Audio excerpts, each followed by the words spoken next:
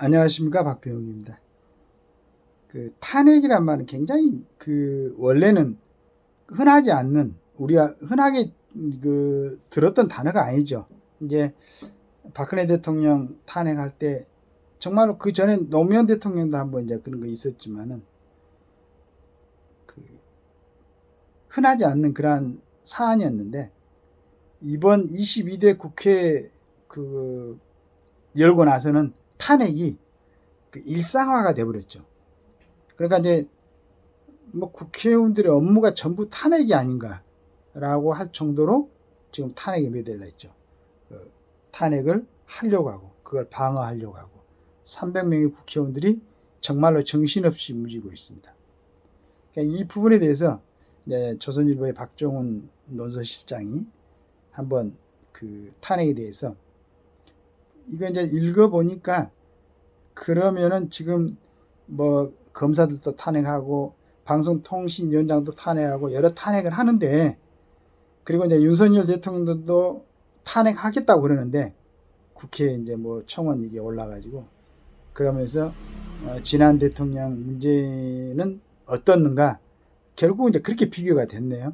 근데 만약에 이런 모양으로 도출이 되게 안 흘렸으면은 참 야당 국회의원들이 탄핵한다고 이렇게 막 나서지 않았지 않을까. 그런데 아마 지금 민주당 국회의원을 구성하고 있는 분들은 아마 문재인의 탄핵에 대해서는 뭐 좀 가볍게 생각하지 않는가. 이렇게 된다면은 이제 문재인 전 대통령이니까 탄핵은 아니고 그 죄가에 대해서 국민들이 알게 되고 거기에 대해서 이제 사법적인 절차를 진행하기를 원할 수가 있는 거죠.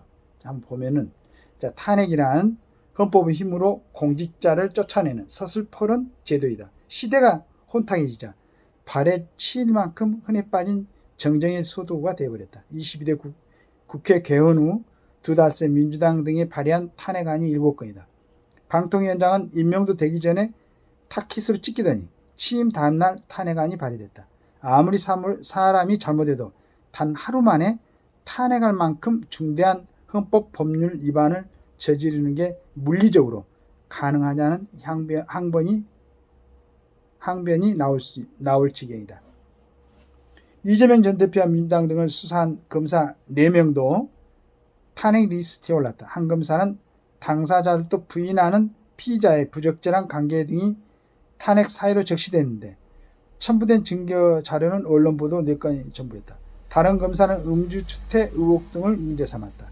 설령 사실이라도 탄핵 거리가 될 수 없는 사유였다. 이미 무혐의로 결론이 난 한명수 사건 허위 진술 의혹이며 심지어 이장 전입까지 탄핵 사유로 들어갔다. 중대 사안에 쓰여야 할 탄핵의 큰 칼이 허드렛 일 용도로 막칼이 되어버렸다. 민주당과 조국당은 윤석열 대통령 탄핵 작전에도 돌입했다. 3년도 길다며 탄핵조사 청문회를 열고 제보센터까지 개설했다. 민주당은 탄핵 청문회 근거로 국회 청원을 내세운다. 윤 대통령 탄핵안을 발의해달라는 청원에 143명이 동의했으나 국회가 응답해야 한다는 것이다.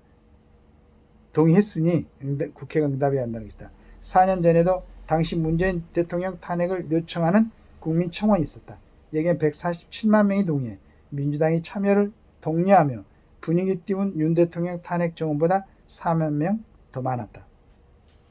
그러나 4년 전 당시 야당이든 자유한국당은 청원을 이유로 탄핵할 생각을 하지 못했다. 노무현 탄핵 역풍의 트라우마도 있겠지만 엄중해야 할 탄핵을 함부로 내질러도 된다는 발상 자체가 없었기 때문이었을 것이다. 문 대통령 임기 중 탄핵 청원은 2차례 제안됐다.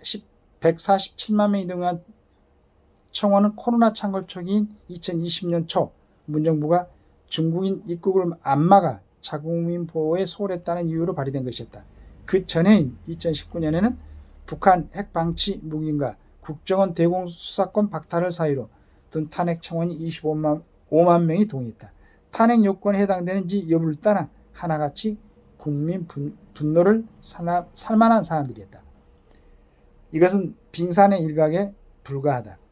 문 정권이 저지른 울산 선거 개입은 헌법상 탄핵의 정의에 정확히 들어가는 들어맞는 중대범죄였다. 문 대통령이 30년 직위를 당선시키려 청와대 8개 부서가 총동원된 혐의가 드러났다. 청와대 참모들은 대통령이 미는 후보의 공약을 지원해주고 경찰은 허위 제보를 근거로 경쟁 후보를 압수수색했다. 민주주의 시스템을 파괴하는 심각한 헌법 유린이지만 이걸 보고도 당시 야당은 탄핵 카드를 꺼내들지 못했다. 문 정권은 국가 통계도 조작했다. 아파트값 지수만 94에 손대고 5년 내내 고용소득 부동산 통계를 왜곡한 혐의가 감사에서 드러났다. 고분고분하지 않는 통계청장을 내쫓고 그 자리에 자기 편을 갖다 앉히기까지 했다. 이렇게 마사지한 거짓 통계를 근거로 문 대통령은 소득주도 성장의 긍정효과가 90%가 아니라 부동산은 자신 있다는 허언을 늘어놓았다. 지금 민주당과 조국당이 주장하는 기준이 적용된다면 문 대통령 탄핵 사연은 차고 넘쳤다. 우리 국민이 죽어가는 걸 방치하고 얼북으로 몰아간 서해 공무원 사건, 에너지 백년 대계를 하루아침에 뒤집은 탈원전 폭주, 멀쩡한 원전을 멈춰 세운 월성 1호기 경제성 조작 등 한두 가지가 아니었다. 온갖 국기문란 의혹의 정점에 문 대통령이 있었다는 것은 누가 봐도 명백하다. 차라리 박근혜 대통령의 탄핵 사유가 사소해 보인다는 말이 나왔다. 민주당은 윤 대통령을 탄핵해야 할 이유로 해병대원 사건 수사 개입을 든다. 문 정권은 조국 법무장관을 비호하려 검찰 수사팀을 공중 분해하고 검찰총장 직무까지 정지시켰다. 수사 개입을 넘어 아예 수사를 못하게 막았다.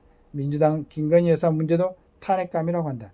문 대통령 부인 김정숙 여사는 대통령 전용기로 타지마할에 가고 현지 대통령도 없는 체코, 며, 이집트 피라미드를 방문해 세금으로 관광 다녔다는 논란을 빚었다.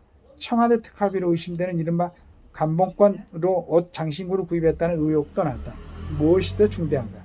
민주당 등은 대일본 저자세 애교도 문제 삼고 있다. 이것이 탄핵 사유라면 중국의 사드 3부를 비밀 약속하고 김여정의 한마디에 전단 살포를 금지하는 대중 굴욕으로 일관했던 문 대통령은 몇 번 탄핵되고도 남았을 것이다. 민주당 기준대로라면 문 정권 5년간 탄핵을 정치 쟁점화할 기회가 수두룩했지만 당시 야당은 엄두조차 내지 못했다. 박근혜 탄핵의 피맛을 보았던 민주당 눈에는 참으로 순진하게 보였을 것이다.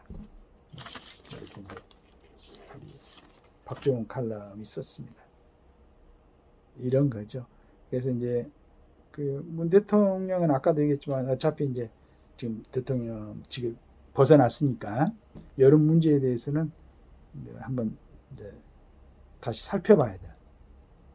그러한 내용이 될 것 같고, 윤 대통령 탄핵 사유는 과연 탄핵 사유가 되는가를 해서 탄핵 사유가 되면 해야죠. 그런데 그런 내용들이 정말로 헌법과 법률에 위반한 직무상 중대 혐의가 있는가라는 것을 갖다가 한번 확인해 보고 탄핵을 진행하는, 그러니까 입법을 하는 기관인 국회에서 정해졌잖아요. 탄핵 사유는 직무상 헌법과 법률에 위반한 행위, 이렇게 정해진 걸로 알고 있는데 위반한 중대한 행위. 하여튼 이제 박정훈 논설실장이 잘 정리를 해놨는데 이런 부분을 갖다 국민들이 정확하게 좀 알고 있어야 국회의원들도 한불로, 그러니까 뭐 전번에 누가 하기로 했죠. 가제 붕어처럼 그냥 국민들이 읽고 나머지는 우리가 하겠다. 근데 우리가 하겠다는 사람들이 대한민국 뭐 민주공화국이니까 또 헌법이 있어가지고 헌법대로 정치를 해야 되겠죠. 한 번씩 읽어보시나? 읽어보시고 정말로 정확하게 직무상 헌법과 법률을 위반한 중대한 어떤 위반 사항이 있을 때는 당연히 뭐 할 수도 해야 되는 거지. 그러나 아니면은 그러한 불합리한 그런 일들을 하지 말고 좀 국가와 국민을 위해서 헌신함을 보여주는, 어렵겠죠. 뭐 기대하는 마음이 참 그렇습니다. 그런 모습들을 좀 보여줬으면 고맙겠습니다. 감사합니다.